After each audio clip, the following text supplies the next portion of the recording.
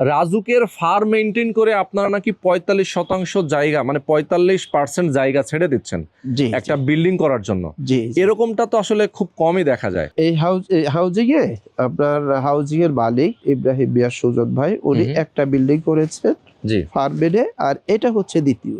আচ্ছা আচ্ছা, আর কেউ করে নাই? না, এর আগে আমার যে প্রজেক্ট গুলো আছে সেখানে কিন্তু আমরা সেটব্যাক মেনে করছি, আচ্ছা আচ্ছা, বাট এটা হচ্ছে ফার্মেডে করতেছি। হুম 45% জায়গা ছেড়ে দিয়ে হুম, আমরা চতুর্পাশে পর্যাপ্ত জায়গা ছেড়ে দিয়ে খোলামেলা করে এটা আমরা দ্বিতীয় ফারের নিয়ম মেনে আমরা বিল্ডিং করতেছি। বাহ। প্রতি ফ্লোরে মাত্র 7টা ইউনিট হবে, বিল্ডিং হবে বিজি প্লাস 40।